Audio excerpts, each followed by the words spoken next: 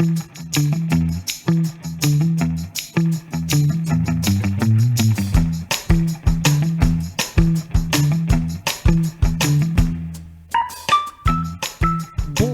je ne vous apprendrai probablement rien en vous disant la chose suivante, mais enfin je vais quand même vous la dire, il m'arrive de douter. Voilà. Alors pourquoi est-ce que je ne vais rien vous apprendre au travers de ces 5 mots? Eh bien parce que je sais pertinemment que je ne suis pas un cas isolé en matière de doute.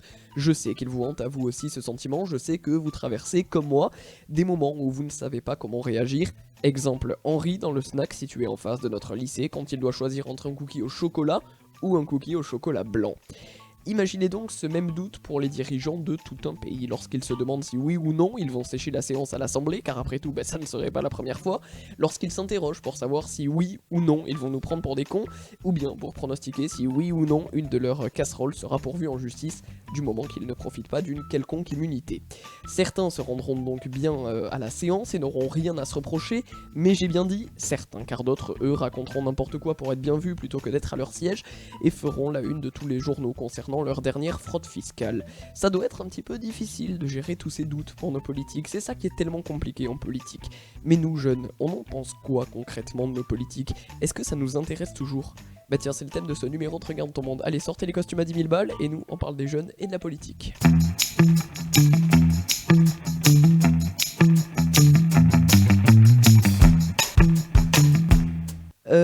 On va commencer avec un petit peu d'histoire sur la 5ème République, c'est la question un petit peu scolaire. Citez-moi les 8 présidents de la 5ème République dans l'ordre chronologique. Charles de Gaulle.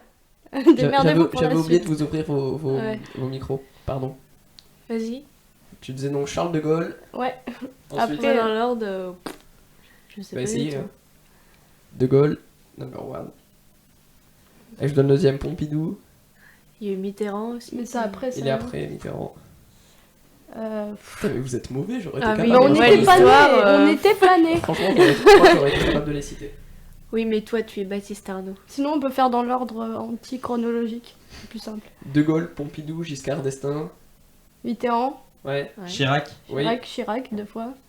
Sarkozy. ouais. Hollande. Macron. Macron. Bon, bah c'était laborieux. Quel était l'échange devenu culte entre Mitterrand et Chirac lors du débat du second tour de la présidentielle de 1988? Ah bah non, en fait, je sais plus. T'allais dire quoi? Mais c'est pas... Il voulait pas... avec Le Pen, il a pas voulu... Non, c'est pas Le Pen, hein, c'est Mitterrand-Chirac. Ah. Ah Ouais. oui, qu'il appelait le Premier ministre Ouais, alors c'est ça. que... On va l'écouter justement, j'ai le son. Permettez-moi juste de vous dire que ce soir, je ne suis pas le Premier ministre et vous n'êtes pas le Président de la République. Nous sommes 2 candidats à égalité et qui se soumettent au jugement des Français, seul qui compte. Vous me permettrez donc de vous appeler Monsieur Mitterrand. Mais vous avez tout à fait raison, monsieur le Premier ministre. Et toc. Je vous donne des sons et vous devez me dire qui a prononcé la phrase qu'on va entendre. Attention, premier son. Au revoir. Qui c'est? Vous y attendez pas. Je sais pas. Alors là,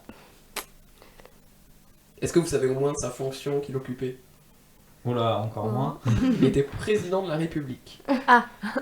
Et c'est pas Mitterrand ou... Oui, c'est Mitterrand, ouais. C'est Mitterrand. Ah non, qui c'est qui a fait craquer ses doigts? À moi. C'est horrible. Donc, ouais, c'est Mitterrand à la fin de son mandat, alors qu'il venait d'être battu par Jacques Chirac en 1995. On continue, suite donc de ces sons. Just be you, be proud of you because you can do what we want to do. Hollande. Ouais. Ça vous rappelle rien? Ça vous rappelle vraiment rien? Le Écoutez. truc Why We Are Here là. Ah mais non. Hello, moi c'est Dora. Aujourd'hui, nous allons vivre ensemble l'aventure de la cité perdue. Alors en route! Hello, I'm Dora. Et lui, c'est Babouche. J'ai perdu mon ours en peluche. Il faut absolument retrouver mon teddy bear. Ma mamie et mon daddy m'ont offert mon teddy bear pour mon 4e Fier de moi. anniversaire. Voilà. J'avais J'avais très envie de le caler celui-là. Bon, mais son suivant, on va enchaîner. Je voudrais leur dire qu'on a reçu le coup de pied au derrière, mais que c'est pas parce que vous voulez renverser la table que vous descendez de la voiture, dont vous abstenez de choisir le chauffeur.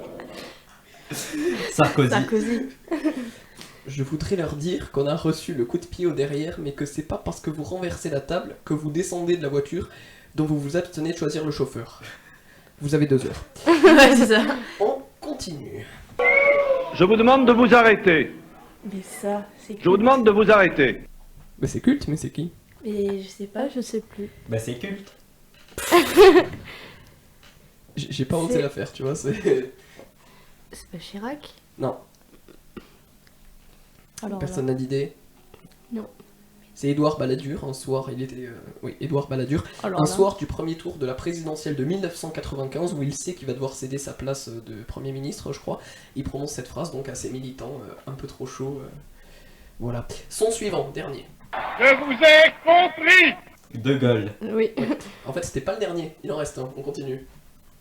Ce que je veux, c'est que vous, partout, vous alliez le faire gagner, parce que c'est notre projet. Aucune idée. Alors là, Macron. je crois que j'étais pas née encore.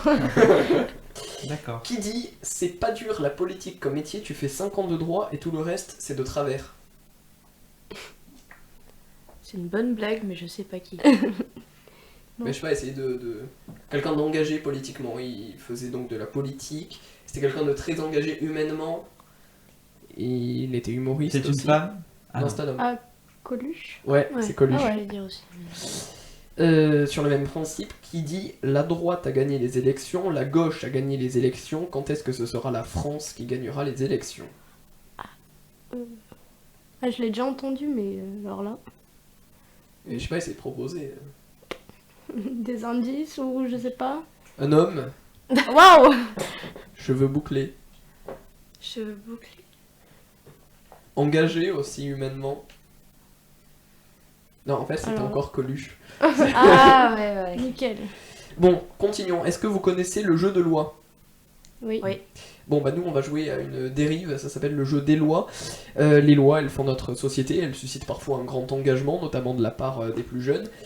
Je vous donne une loi et vous me dites depuis quand est-ce qu'elle existe en France. Les congés payés. Essayez de trouver une année. Ça c'est depuis... C'est 36. Oui, Ouais. Front populaire. Le port de la ceinture de sécurité obligatoire. Ah, Fais-moi le malin là. Alors le code. Essayez de proposer. Depuis que Lady Di elle est morte. J'en sais rien. C'est pas gentil. Je m'abstiendrai de commentaires. Non, pas d'idée. Essayez de dire Alors une là, date, un ordre de... Ouais, je pense que Dans les années 2000? c'est assez récent. Ah non, je c'est avant. pense. Non, c'est Ah avant. ouais, avant. Ouais. Ouais, mais en même temps, 80. c'est pas- 90, je dirais par là. Ouais, encore avant. 80, Encore Ouais, avant. j'ai- 70. 70. Ouais, Ah ouais. Ouais. c'est en 73. Purée. J'avoue que je pensais que c'était... Plus tard. Moi Plus aussi. tard, ouais. Le mariage pour tous. Ah ça c'est. Putain, 2015. Ouais. Non, Ce que j'allais 14. dire en plus. Non. 16, mais non, Non. 13. 2013. J'aurais dit 2015. Le droit à la contraception. 1900... c'est pas 24. Le droit à la contraception, non. Ah non, c'est Non. bien après. Alors là. 40. Bien après. Mais oui, c'est après le... Je suis con, c'est Ouais. après la... Après. La seconde guerre. 50. Encore après. Dans 60. Oui, voilà. ça doit être dans les... Bah, c'est 67. Bah oui, c'est Ah ouais. après... Bah pourquoi c'est pas après 68? Eh ben parce que c'est en Non, mais 67. parce que on pense à 1068, on pourrait C'est penser vrai, que... mais c'est en 1967. Ouais, d'accord. Bisous.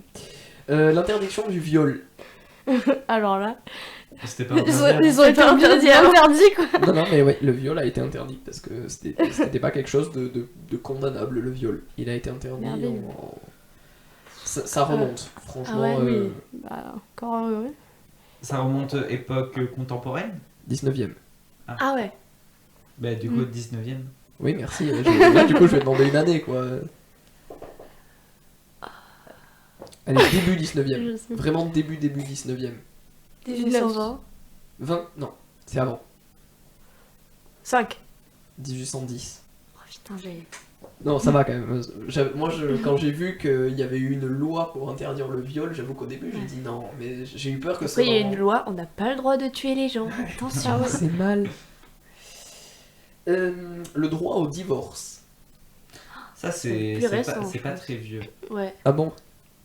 Non, mais le droit de Ouais, est plus récent. les femmes avaient pas le droit de demander le divorce. Oui, non, c'est alors vrai, le droit au c'est divorce vrai. pour les hommes. Et c'était si jamais il les trouvait en train de les tromper. Oui, oui. Sous le mais toit enfin, de la du maison, genre, je sais pas quoi. voilà, Il y avait une histoire du genre. Mais en tout cas, en quelle année c'est C'est pas arrivé? Je parle bien sûr pour les hommes. Oui, c'est dans les années 14 ou un Ah non, truc non, genre non. 1800... Fin 19e. 1859. Je t'ai vu essayer de tricher. Du coup, je vais donner la J'ai fait réponse. genre. 1884. Il faut savoir que ce droit, il existait déjà durant la Première République, donc juste après la Révolution de 1789, mais il a été aboli sous Napoléon et il a été restauré donc en 1884. Ça a mis beaucoup de temps avant d'être restauré. L'abolition de l'esclavage. Pas d'excuses, on est en train de le faire en histoire. Hein. Le 27 avril 1848. Waouh! Ouais. Là, ok.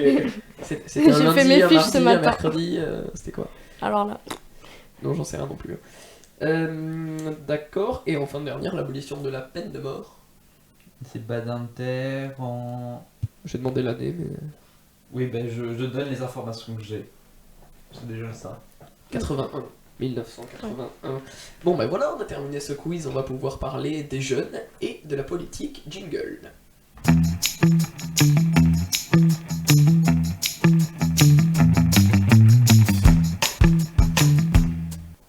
Bon, bah du coup, on va commencer sur une formalité, presque une question où on ne pouvait pas passer à côté.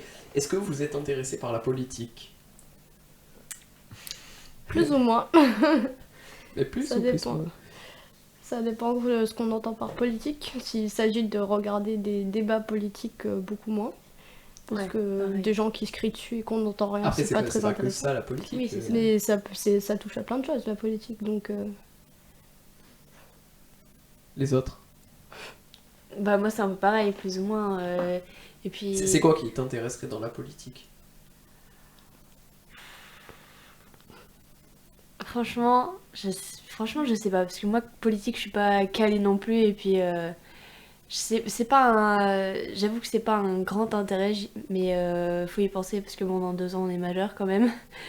Et Donc toi, pour toi, c'est plus une corvée que quelque chose qui t'intéresse c'est pas un grand intérêt pour moi, Ok. mais même si je sais que c'est très important, mais c'est pas quelque chose que je vois vraiment. Et Pour Henri? moi, il y a la politique et les humanistes.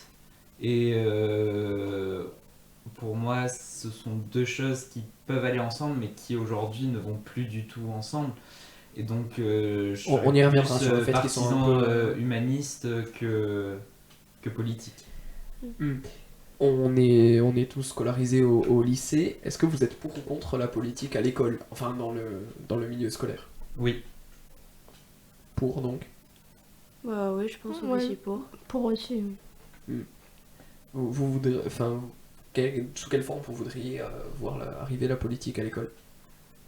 Bah, déjà, il y a quelques formes actuelles, notamment les débats. Après, même si souvent les débats... après, ça dépend Après, des les professeurs. débats, mais il y c'est a pas certains- des débats d'idées. Enfin, pas directement. Oui, mais après, indirectement, quand on nous pose une Oui. problématique, ça revient toujours le capitalisme, le communisme, etc. Ce sont quand même La Non, c'est politique est quand même au cœur de chaque sujet qu'on étudie à l'école, globalement. Bon. Ouais, je suis d'accord. Et vous tendriez vers... vous pensez qu'il en faudrait moins de politique, plus de politique, ou qu'au contraire, on est peut-être aussi au bon niveau, et que c'est bien de nous permettre de faire des débats, mais qu'il faut pas laisser trop de place à la politique non plus, qu'il en faut pas plus aujourd'hui? À l'école? Ouais. Oui, que là pour l'instant, à l'école, enfin au lycée en général. Bah après, moi, ça me dérangerait pas qu'ils nous fassent une heure de cours vraiment consacrée à la politique, mais de manière assez neutre, qu'ils nous incitent pas toujours à prendre position. Une pour, heure de Sciences Po, ouais. Ouais, quelque chose comme ça qui permette aux élèves qui sont intéressés par cela de découvrir avant d'aller faire leurs études dans des domaines qu'au final ils connaissent pas vraiment. Mais du coup, donc, quand tu dis les élèves qui sont intéressés par ça, ce serait plus presque comme une option, tu vois. Oui, Parce que tous les élèves Est-ce qu'il sont pas existe intéressés par déjà ça. Et puis même, genre, s'ils en mettent 1 heure en tronc commun pour tout le monde, genre Ouais. une année... Oui, que c'est vrai les qu'après, gens ça verraient- permettrait de vraiment ouvrir Oui, le voilà, débat c'est sur ça. des thématiques assez précises où on aurait déjà étudié la thématique avant. C'est un peu ce qu'on fait, mais comme c'est pas tout à fait dans les programmes, on en fait, c'est clair, pas beaucoup. C'est assez rare. Est-ce que vous voudriez être un politique? Non, Alors là, pas du tout. Surtout pas. Pourquoi? Je sais pas, ils ont l'air de, je sais pas, ils ont l'air de se creuser la tête pour des trucs. Moi, vraiment, quand je vois, pareil, quand je vois des débats ou quand je vois, Si tant est qu'ils aient un Des- cerveau déjà. oh, arrête. Mais oui, quand on voit des images, enfin au Sénat ou des trucs comme ça, moi on Ouais. a aussi dans la famille j'ai une grande tante qui travaille aussi dans la politique, mais je sais que franchement ça m'attire pas du tout ce qu'elle fait. C'est pas du tout un truc. J'espère pour j'aimerais toi qu'elle bosser, écoutera quoi. pas. Hein. Mais Pour non, moi, ils c'est vivent, pas une insulte, ouais. c'est juste que moi ça m'intéresse pas quoi. Ouais. Pour moi, ils vivent tellement dans un autre monde, c'est Ouais, pas, c'est ça. c'est pas un monde que j'ai Voilà. envie de vivre. Si j'ai envie d'habiter dans un autre monde, je vais faire autre chose, mais pas de la politique. Si vous étiez un politique, du coup vous m'avez dit que vous ne voudriez pas être un politique, mais si vous étiez un politique, vous seriez comment? J'entends là par quelle apparence, vous utiliseriez quels moyens de communication? Parce qu'aujourd'hui ils sont quand même un peu distants par rapport à nous, c'est notamment quelque chose qu'on revendique un peu nous les jeunes, de les sentir un peu loin, quoi, très loin même de nos préoccupations. Ce serait quoi vos moyens de communication? C'est quoi l'homme ou la femme politique idéal? alors là, un idéal d'homme politique qu'on sait même pas encore trop ce que c'est, qu'on Ça n'a pas... existe? Ouais, c'est ça. Qu'on n'a pas encore tout à fait conscience de ce que c'est quand on doit voter ou élire quelqu'un. Je saurais pas trop, mais quelqu'un d'assez proche et dans le terme avec nous, plus proche dans notre génération, qui soit vraiment à cœur de tous nos problèmes et qui... Enfin, c'est souvent des hommes âgés qui sont déjà pour la moitié des personnes has-been, si je puis dire. Et qui ont plus du tout Et les... has-been. C'est... Quand on dit Voilà. has-been, c'est qu'on est vraiment has-been. Il y en a d'autres qui voudraient répondre à ça, vous savez. Dans l'apparence aussi, on a l'impression que c'est des gens totalement au-dessus qui portent. Je l'ai dit en édito, les costumes à 10 000 balles, Ouais, c'est ça. je le disais avec ironie, mais finalement, c'est vrai, ils sont tous en Dans un costume. autre monde. Oui, voilà, on a l'impression qu'ils vivent dans leur monde et que c'est. Alors, ça fait partie du dress code. Qui mais, regarde de l'extérieur. Oui, c'est ça, pour on a l'impression qu'ils sont un peu ouais. éloignés. Voilà, c'est la Mm. secte politique, le monde politique, un monde à part. Bon, je vais vous surprendre. Ah. J'ai travaillé. Voilà, Oh. cette émission m'a fait réellement faire n'importe quoi. Et donc en travaillant, j'ai trouvé un livre dont le titre ne fait pas vraiment rêver. Ça s'appelle Osons la politique. C'est écrit par Caroline Dehaas, une militante assez médiatisée. Bref, ce livre, je l'ai lu pour vous et il y a un passage que je voulais vous partager. Vous me direz si vous êtes d'accord. Ça concerne la vision des jeunes à propos de la politique. Je la cite donc. Ce qui s'exprime, c'est plutôt la désillusion et la frustration, la désillusion de voir que de plus en plus souvent, on vote sans envie, sans enthousiasme pour éviter le pire, la frustration de voir un monde politique trop éloigné des préoccupations et peu représentatif. Donc, il y a deux axes majeurs dans ce qu'elle dit. Il faut savoir déjà qu'on va tous voter à la prochaine présidentielle. Si on vote utile, ça veut dire qu'on propulse au pouvoir des gens dont on ne partage pas vraiment les idées, ça veut dire qu'on va choisir le moins pire, hein, comme elle dit. C'est choisir entre la peste et le choléra, la dengue ou le chikungunya, la gastro ou Henri. Est-ce que c'est ça qui nous désintéresse de la politique aujourd'hui, le fait que ce soit toujours quelque chose de négatif? Je fais grève, je réponds pas. hein. Ça, il est vexé. T'as quelque chose à dire ou pas? Henri, je sais Non, qu'il a Henri, quelque chose tu à vas- dire, ouais, c'est voilà. vraiment pour nous Allez, embêter, vas-y. quoi. Ah non, en plus, je suis d'accord. Ça vous rend un peu navré, non, le fait que... Oui, bah oui, c'est sûr. Le fait qu'on vote On pas vote pour, à mais défaut, qu'on on vote contre l'autre. Ouais, ça, Ouais. la politique, c'est toujours quelque chose de négatif, en fait, finalement, quand on vote. C'est pour ça qu'il faudrait Bah, ça comptabiliser devrait pas. les bulletins nuls. Mm. Et que... C'est une proposition... C'est enfin... les blancs. C'est ce qu'il faudrait faire, mais ça n'arrange pas les politiques Ah bah non. actuelles. Donc ils ne feront pas passer ça. Et oui. Le deuxième axe majeur que Caroline Dehaas évoque dans ce passage que je viens de citer, c'est trop éloigné des préoccupations et peu représentatif. Est-ce que quand on est jeune, déjà qu'on est un peu éloigné du monde politique et de tout ce que ça, de tout ce qui le construit, de tout ce que ça représente, le fait que les politiques soient à des années-lumière de nous, est-ce que ça empire pas un peu les choses? Déjà en termes d'âge, en réalité, tu l'as dit, c'est des hommes, enfin, dans le cliché, c'est des hommes un peu vieillissants, et puis en termes de distance aussi, on a l'image d'eux enfermés dans leur assemblée où il n'y a rien qui compte autour. On les voit de temps en temps dans les médias aller saluer quatre personnes. Est-ce que ça vous semble important d'avoir des politiques qui sont proches de vous? Bah oui. Il faut qu'il soit concerné et s'il est proche de nous, ça veut dire qu'il comprend nos soucis et qu'il fait en sorte de proposer des projets qui vont nous correspondre. Et donc c'est en cela que ça nous conviendrait mieux d'avoir des présidents jeunes, même s'il leur faut de l'expérience et tout ça. Pourquoi pas. Mais il y a beaucoup de Français en plus qui sont attachés à cette proximité. C'est pour ça que les élections municipales, elles ont pas tant d'abstention finalement par rapport à d'autres élections. Parce que c'est quelque chose où dans les municipales on peut toujours avoir plus de proximité. Alors c'est clair que dans une ville comme Paris ou Lyon, il n'y a pas ça, mais dans des petits villages, ça permet d'avoir la proximité avec ceux pour qui on va voter, voilà, nos futurs élus ou pas. Qu'est-ce qu'on peut dire de plus sur nos politiques?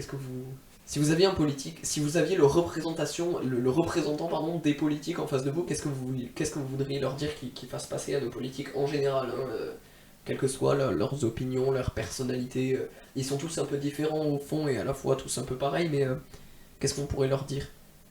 Arrêtez de penser chiffres et rentabilité, pensez humain. Déjà c'est clair, autre chose? Je crois que c'est à peu près la même pensée. Bon. Ouais. On n'est pas très... Le vote, maintenant, c'est un incontournable de la démocratie. Tous les citoyens majeurs, c'est-à-dire de plus de 18 ans, y ont droit. L'avancée a été assez longue, très longue même. D'abord un suffrage censitaire qui dépend des sommes d'impôts payés, puis un suffrage universel masculin, peut-être un oxymore, même si d'un point de vue purement littéraire, pas du tout, puisqu'on parle d'un vote pour tout le monde, mais que pour les hommes. Ça, c'était en 1848. Et enfin, le droit de vote aux femmes, ça c'était en 1944. Alléluia, Alléluia, Alléluia, Alléluia. Donc déjà, je voulais vous demander, est-ce que vous êtes d'accord pour dire que le vote est un incontournable, un élément essentiel de la démocratie? Ça représente quoi pour vous le vote? La liberté d'expression de son opinion à travers un représentant, donc... qui nous représente, du coup. Pas mal. Ouais, c'est ça. Ouais, c'est ça. Qu'est-ce que vous feriez si demain il n'y avait plus de vote? On sort dans la rue tout cassé. Ouais, voilà, c'est ça. Comme des débiles. Ouais. Bon. Pour ou contre le vote à 16 ans? C'est un débat qui s'est déjà présenté. En fait, ça dépend des gens. Ouais, il y a des gens à 40 ans, ils devraient pas avoir le droit de vote. Et c'est un test de QI. Je sais pas, quand même, on est limite Black Mirror, mais je pense. Non, pas forcément. C'est plus ou moins. Il y a des gens à notre âge, ils sont Il y a assez des gens- matures, mais ça, d'autres, c'est ça question de fait peur. maturité. Il y a d'autres gens qui ont 18 ans déjà, qui sont nos amis, et que tu te dis, il a le droit de voter. Franchement, ça fait un peu peur. Ouais. Et merde. Alors que d'autres qui sont très matures auraient largement le droit de s'exprimer. C'est vrai qu'on entend beaucoup ce débat. Avant, ce droit de vote, il était à 21 ans. Ouais. C'est Valéry Giscard d'Estaing qui l'a fait passer à 18 ans en 1974. Dans ce débat du vote à 16 ans, il y a plusieurs arguments. Il y a des arguments bien sûr pour, vous en avez cité pas mal, hein. Déjà avoir l'avis des ados, ce serait pas mal de pouvoir entendre les jeunes, et vous l'avez dit, les élections sont vraiment un bon moyen pour se faire entendre. Il y a aussi le fait que beaucoup de jeunes soient engagés, qui sont concernés par des problèmes plus contemporains, par exemple le climat. Et puis le fait qu'on est élevé avec le droit à la parole et que donc maintenant on a une plus grande capacité de réflexion peut-être que dans des années d'avant. On a plus le droit quand même à la parole, c'est clair, qu'avant et même à l'école, même dans le milieu scolaire, et ça nous permet d'avoir plus de réflexion. Bah après, il y a quand même toute la Et il y a beaucoup jeunesse. d'arguments contre, bien sûr. Oui, voilà. Et comme de type pas assez mature, ça c'est celui qui revient le Puis plus. surtout la jeunesse qui est très facilement manipulable parce que peu d'esprit critique sur. Mais justement, ça aussi, c'est de la maturité, Oui. je pense. Oui, ça rentre dans la maturité. Oui, il faudrait qu'il y ait encore justement un l'influence gros des travail parents. de. Ouais. On dit qu'à 16 Ça, ans, oui. on habite chez nos parents, qu'on a grandi avec les idées de nos parents, et que même si on continue à les avoir adultes, puisque c'est ça qu'on a intégré, c'est ça qu'on a intériorisé, quand on a 16 ans, elles sont quand encore même. plus puissantes que peut-être quand on a 18 ans, même si souvent à 18 ans, beaucoup sont encore chez leurs parents. Et puis, pas assez intéressés par la politique, c'est vrai qu'il y a beaucoup de jeunes, en vrai, qui à 16 ans, enfin, vous le disiez, vous n'êtes pas non plus passionnés par la Ouais. politique, enfin moi non plus, hein, clairement. Donc voilà. Du coup, si là, maintenant, vous deviez trancher, que vous étiez un député, que vous deviez trancher pour le vote à 16 ans, vous direz quoi, oui ou non? Maintenant qu'on a fait un petit tour des arguments. Alors là. En réalité, Je ça sais pourrait pas faire si ça l'objet peut d'une avoir vraie, je sais pas d'une si très ça longue peut avoir un réflexion. hein. mauvais impact ou pas. Je sais pas, il sais pas faudrait réétudier le dossier. Ouais. Moi, je pense que je serais plutôt du genre à dire non. Et Toi, pourtant, l'argument, je sais la que- maturité, l'influence, Ouais. le fait de l'intérêt à la politique, ça prime sur le reste. Mais enfin, si j'étudiais le sujet plus, peut-être que mon avis changerait. Mais pour l'instant, je dirais non. Eh ben, tu fais ça, tu me le rends sur feuille pour demain. J'ai toujours rêvé de dire ça, désolé. Et Valentine et T'es Roman. prof. Franchement, je sais pas. Ouais, j'allais dire en fonction de. Ouais, c'est Du toujours pareil, profil c'est toujours de en fonction chaque, pareil, sauf qu'on peut pas. on peut pas vérifier. voilà, on On peut fait pas ça après, analyser. On peut pas vérifier tous le les profil jeunes de de 16 chacun. ans. On s'expose à une grande discrimination. Donc vous diriez oui ou non? Pour l'instant, Je non, dirais il faudrait non. mettre en place d'autres Ouais. choses avant Ouais. de pouvoir arriver à ça. Ouais. Mais Et Roman. comme tu l'as dit, ouais, Donc vous pareil. diriez non. tous non. Ouais. Ok. Toujours au sujet du droit de vote, que dire de l'abstention qui est massive hein, quand même. Hein, pour un pays où on a quand même le droit de vote, enfin, il y a quand même, c'est un moyen de se faire entendre aussi, hein, l'abstention, de crier son mécontentement. Mais qu'est-ce qu'on peut en dire? Parce que à la fois c'est anormal dans le sens où nous on a la chance de pouvoir voter, d'avoir le droit de voter, contrairement à d'autres habitants du monde qui aimeraient beaucoup avoir cette chance. Mais notre droit de vote, c'est aussi notre droit de pas voter en même temps. Et puis on peut s'exprimer au travers de l'abstention, comme je viens de dire. C'est un sacré moyen de montrer son mécontentement.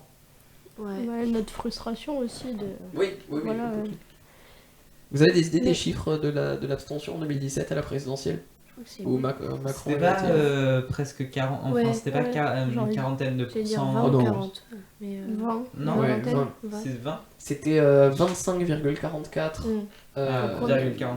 ouais, au second tour, donc au duel Macron-Le Pen. Et en 2012, c'était 19,65. En 2012, c'était Hollande-Sarkozy. Ok. Bon, eh bien, on va pouvoir passer à la phase des chroniques, puisqu'on a fini de parler de politique.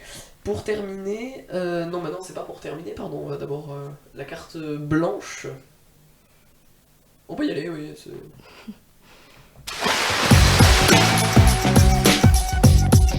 La carte. Ah oui, dis donc, attendez, pas de panique. Non, en fait, c'est parce que j'avais pas trop le temps de faire une chronique aujourd'hui. Mais pas de panique, hein, c'est Valentine qui va s'en occuper. Eh oui, bonjour. Et aujourd'hui, je vais aborder avec vous les problèmes auxquels fait face l'île de Hong Kong actuellement. Face à des violences qui s'intensifient et des contestations de plus en plus médiatisées, nous allons décrypter le pourquoi du comment, les causes et les conséquences de ce conflit qui oppose les pro-démocratie aux pro-Pékin. Donc Valentine, tu nous fais une rétrospective des éléments passés à Hong Kong jusqu'à fin décembre 2019. Ces événements ont été quand même assez médiatisés. Et pour bien comprendre le problème, tu vas tout nous résumer. Donc oui, pour faire bref, les protestations ont commencé en juin 2019 à cause de projets qui auraient permis l'intégration de Hong Kong dans la Chine continentale. Le président chinois Xi Jinping avait souhaité intervenir et faire preuve d'autorité en adressant une mise en garde à la révolte de l'opposition hongkongaise, message qui n'a clairement pas été pris en compte dans les rues. Donc Hong Kong était une colonie britannique pendant plus de 150 ans, qui a été cédée au Royaume-Uni après une guerre en 1842. Plus tard, la Chine a loué Hong Kong aux Britanniques. C'est un petit lapsus, ça, quand même. Hein. Allez, on Aux se reprend. Britanniques pour 99 ans. Mais au début des années 80, C'est pas grave. à On va attendre l'approche qu'elle se remette. donc à l'approche de l'échéance de cette location, la Grande-Bretagne et la Chine ont entamé des négociations. Le gouvernement communiste chinois souhaitait dominer l'intégralité de l'île. Les deux parties sont alors parvenues à un accord en 84 qui prévoyait le retour de Hong Kong à la Chine en 97, selon le principe de un pays, deux systèmes. Allez, c'est pas grave. Donc- Tout va bien. Allez, on va se reprendre. En conséquence, Hong Kong possède aujourd'hui son propre système juridique, ses propres frontières et ses libertés que les habitants de Chine continentale ne connaissent pas. Vive la dictature. Mais ces libertés sont en déclin, notamment la liberté de vote. Les contestations deviennent alors inévitables car elles sont l'un des rares moyens dont disposent les habitants pour faire entendre leur opinion. La montée du sentiment anti-chinois à Hong Kong ces dernières années inquiète le gouvernement de Pékin. Certains jeunes militants ont même réclamé leur indépendance. En décembre 2014, alors que la police démantelait ce qui restait d'un site de protestation pro-démocratie dans le centre de Hong Kong, les manifestants ont chanté « Nous reviendrons », promesse visiblement tenue en 2019. Donc si l'on entend beaucoup parler de Hong Kong actuellement, c'est bien sûr à cause des protestations et des violences qui ont lieu. Est-ce que tu pourrais nous en dire un peu plus ? Oui, en effet, Baptiste, les mobilisations font de plus en plus parler à Hong Kong. Certaines sont pacifistes, d'immenses chaînes humaines sont apparues à l'initiative de milliers d'étudiants, mais d'autres sont beaucoup plus violentes. Les méthodes employées par les forces de l'ordre, tout comme celles des activistes, semblent se radicaliser. De nombreuses images en témoignent, un camion de police tentant de franchir une barricade avant d'être touché par plusieurs cocktails Molotov, des canons à eau remplis d'un liquide bleu indélébile pour identifier les manifestants, ces derniers étant équipés de parapluies et de masques à gaz, utilisant même des flèches dont l'une aurait blessé un policier au genou, selon les autorités qui ont diffusé l'image. C'est Robin des Bois en fait. On peut dire ça. Mais à l'inverse, les blessures infligées aux manifestants ne sont pas négligeables. En effet, le 17 novembre au soir, le porte-parole de la police menaçait de tirer à balles réelles, avertissement ayant donné suite à une intensification des violences les jours suivants. Donc les images diffusées montrent des pro-démocraties identifiés en plein centre commercial ou dans une rame de métro, tabassés par des policiers armés de matraques, vaporisant du gaz lacrymogène à bout portant, ou même tentant d'écraser les manifestants avec leur moto de service. Et la scène la plus choquante selon moi est celle d'un policier utilisant son arme pour tirer sur des manifestants d'homme à homme, laissant les corps se vider de leur sang sur le sol. Ces violences policières prennent des proportions telles que certains parlent même de terrorisme d'État. C'est quand même... moi ça me surprend un peu. Donc des militants malmenés, des images choquantes d'importantes répressions. Depuis juin 2019, on en a beaucoup entendu parler dans tous les médias. Mais ça n'est pas tout neuf, déjà de nombreux dessins de presse alertaient avant même cette médiatisation de l'événement.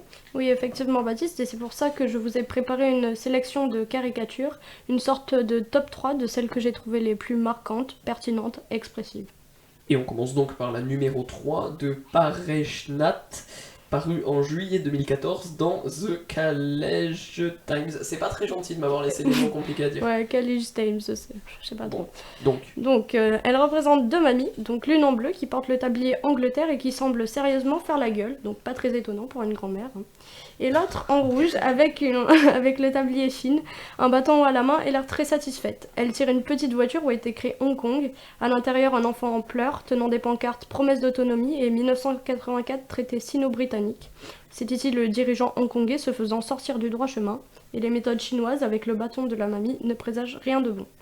En numéro 2, on retrouve celle de Monte Wolverton, réalisée en octobre 2014. Et oui, elle représente un engin de chantier géant, à l'image de la Chine, plus précisément un rouleau compresseur. Nous pouvons lire sur sa roue « Le gouvernement de Hong Kong et ses larbins ».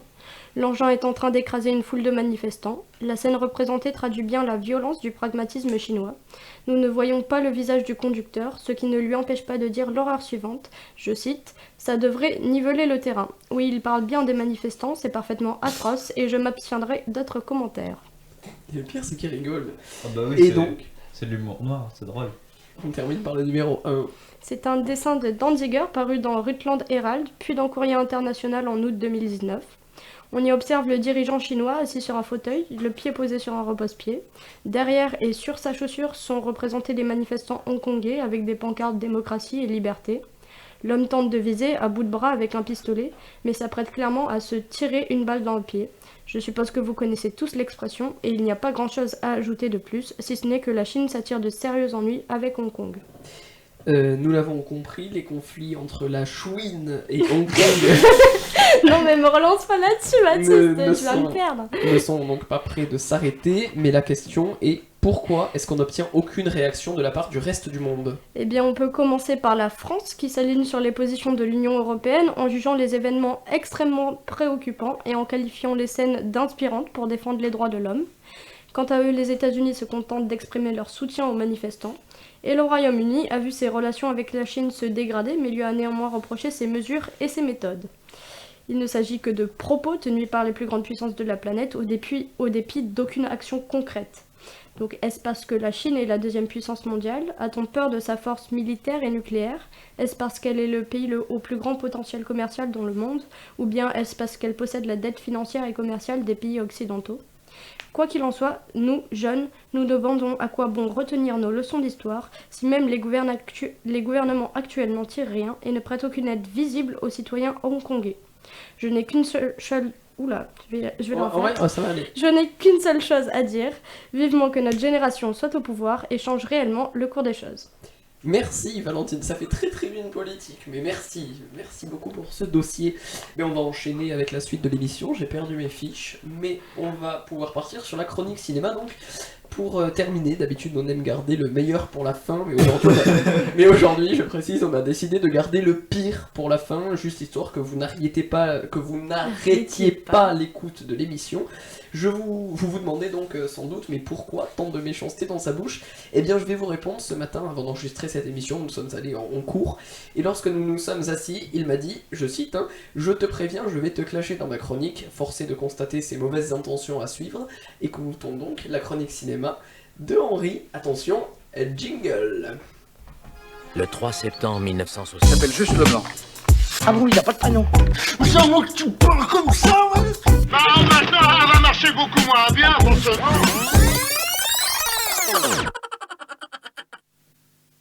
Henri, à toi.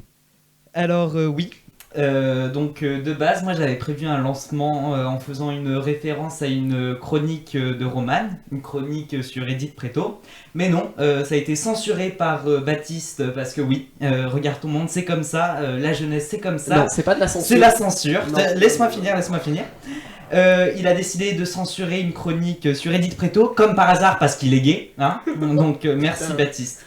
Donc vous avez raté la chronique sur Edith Préto, qui sera dans la prochaine émission. Non, pas dans la prochaine, dans une des prochaines émissions. Ouais. Mais c'est parce que là on est en démarche judiciaire, c'est pour ça. Donc vous avez raté cette chronique qui j'espère verra un jour le jour. Super.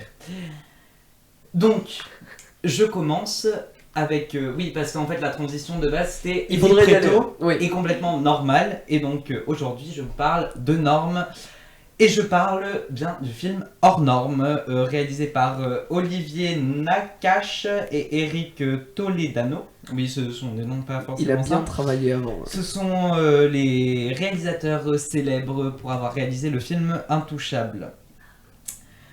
C'est un film qui a reçu le prix du public du Festival international du film de Saint-Sébastien 2019. Bon, c'était spécifié sur la page Wikipédia, du coup j'en juge que c'était intéressant.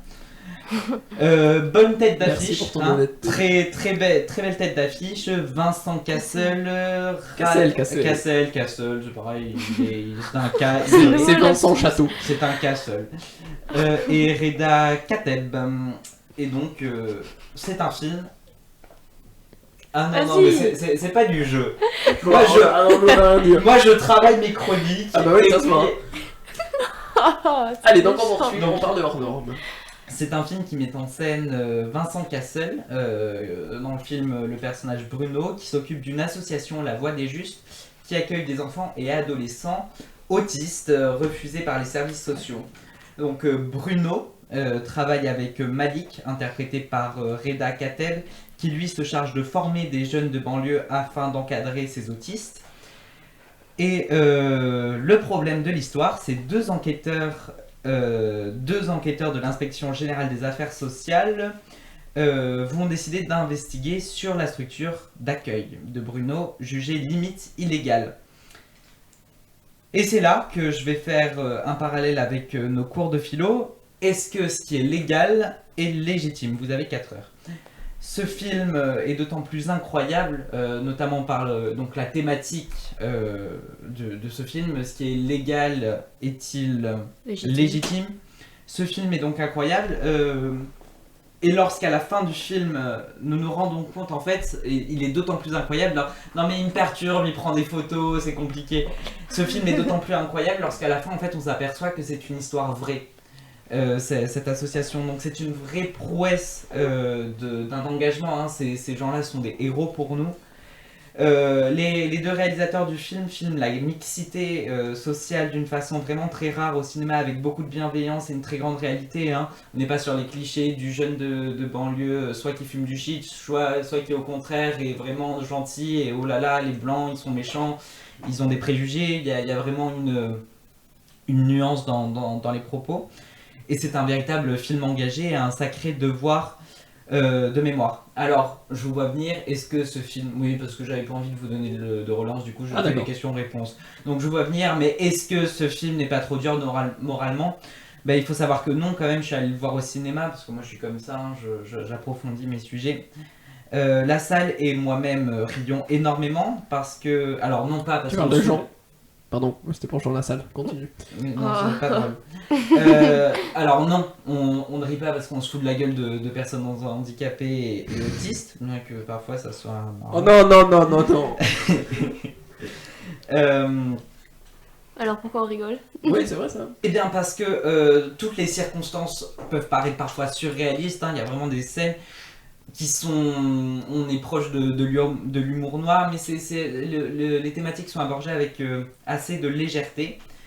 À vous de voir toujours comme... Comme... C'était la mauvaise ligne, c'est ça? C'est ça. Excusez-moi. Bon, après, à la fin du film, quand même, dans la salle de cinéma, il y avait un monsieur, il pleurait comme une madeleine. Je me suis dit, bah alors, on fait le bonhomme un peu.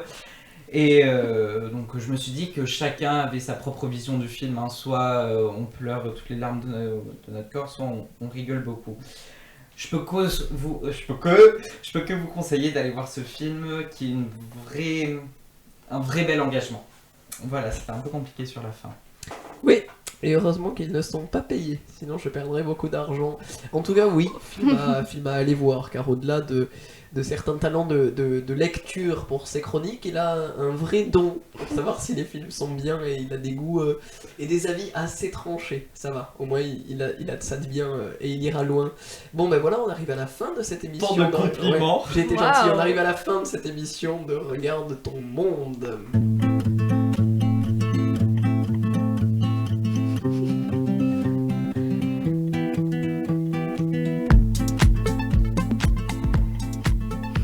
Se moquent de moi parce que je fais des signes pour leur demander d'envoyer la musique, c'est pas très gentil.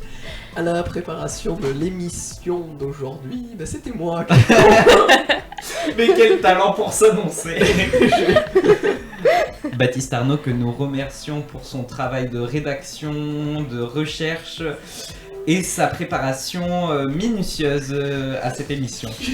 En fait, j'ai pas mis les éléments dans le bon ordre, j'étais pas censé m'annoncer moi, mais c'est pas grave. Non, mais on voit l'ordre des priorités. Hein. Le dossier, celle qui a monté son dossier sur Hong Kong aujourd'hui, merci beaucoup à Valentine, et puis une chronique cinéma signée Henri.